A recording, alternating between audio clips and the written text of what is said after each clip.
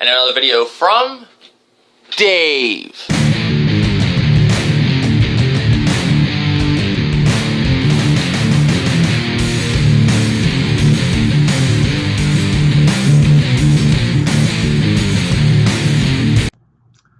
What's up, YouTube? This is Dave signing off 1.7. This is another video to do with Lights Out review. And another video from Dave.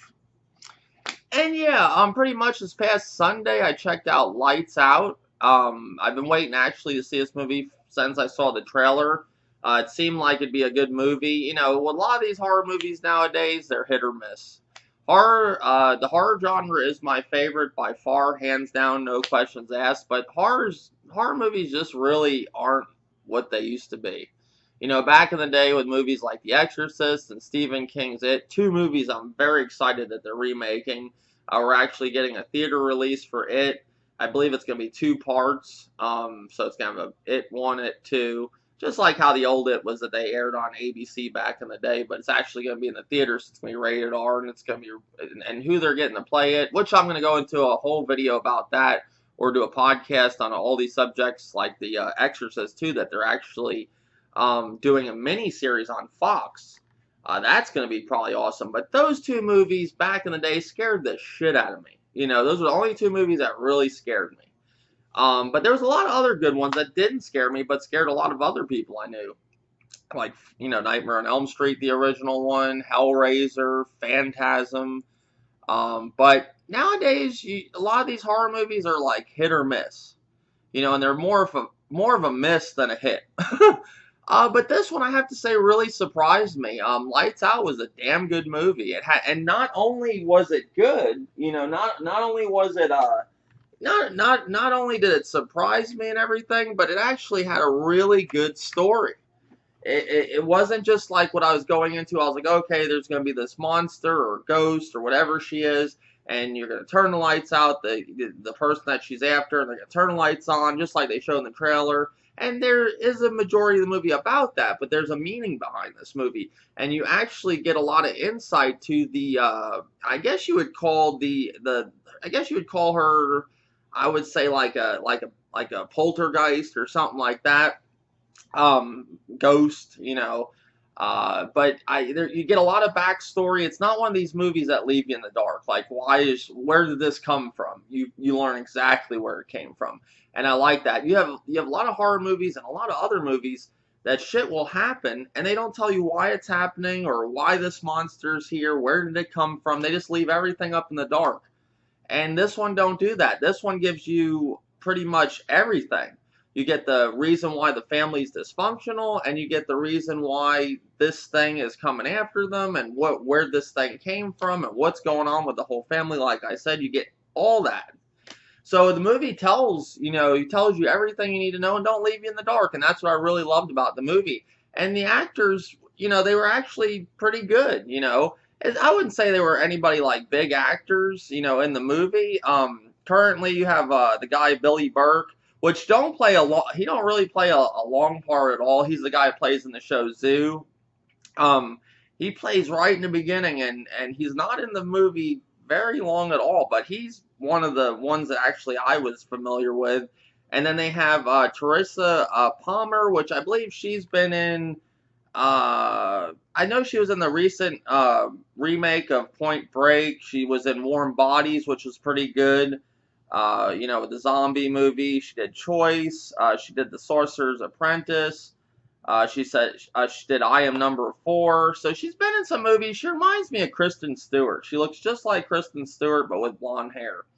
But basically, and they had Maria Bello. She's been in a number of movies over the year: Coyote Ugly, The Mummy, Prisoners, The Fifth Wave. But she's been around for a little while. You know, she was in Secret Window. She was, you know, his wife in the movie. But I have to say, everybody was on point. The only one that annoyed me a little bit was Gabriel Bateman, the kid. He wasn't bad. He just got annoying, and I think he overacted at times. But pretty much everybody else, even the boyfriend of Rebecca in the movie, which is Teresa Palmer, Alexander D. Pereza, Brett, He was pretty good. You know, he played a decent part in the movie. Rebecca, and there was the mother. It's basically centered around, you know, the daughter, the little boy, and the boyfriend's in it too, and the mother. Those are basically the main focus, and then you have the entity, or you know, ghost or poltergeist.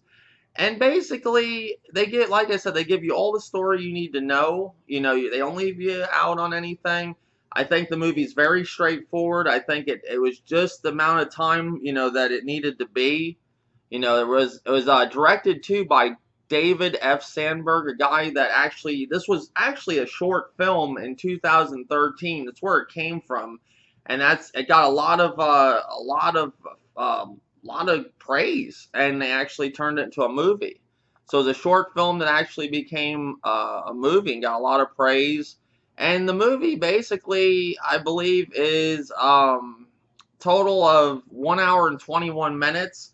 And I think, like I said, it went right to the point. You know, it hit the nail on the head. It was the right amount of time. It went, you know, told everything you needed to know. Good acting. Like I said, the only person that bothered me was the Gabriel Bateman, who plays Martin. I just think he overacted at times, but it was a good story about basically a dysfunctional family, and they had you know, a lot of problems and one main problem. And you know, you have to figure out why this entity is after, you know, this family, you know, and that's basically, you know, the movie. And it was a good movie. It was actually one that surprised me, you know. And if I had to score Lights Out, you know, and give it a rating, believe it or not, I'd give it about a 9. It was that good. It was a movie that actually surprised me. I was going into it, you know, hoping that it was good, and I actually came out, you know, with what I hoped for. But yeah, guys, Lights Out, good movie. I thought, you know, even the entity or poltergeist, whatever you want to call her. You got some people said that she looks bad when they showed her. I thought she looked all right, and I thought the backstory of her was really good, and where she comes from, and there was some creepy scenes in it, you know, with her. And yes, it had your jump scares like all the horror movies have, but you know, I don't think they overdid it in this one. You know, I don't think at all. And I think the entity, or if you want to call it monster or whatever, was pretty good. You know, I thought they did it pretty good. It was a creepy movie. But and the thing I liked, it wasn't like something that's been done before. You know, I like how they basically had the monster and what they did with the monster and why it's there. And you know, and then it reminded me a little bit of like the Babadook. You know how the Babadook had like a drama going on with the mother, and she's all messed up and all that's, you know, and then the Babadook's there, and there was more meaning to just the horror movie. It was like it had a drama in it too. That's where I'm getting, like, that's why it kind of reminded me of what was going on with the Babadook. That's what I liked about the Babadook so much. But this is a really good movie. You won't be disappointed. Check it out if you like horror movies. That's my review, guys. Thank you. More reviews to come. Tell me in the comment section if you saw Lights Out, what you thought about it. Like I said, more videos to come. Thank you, YouTube.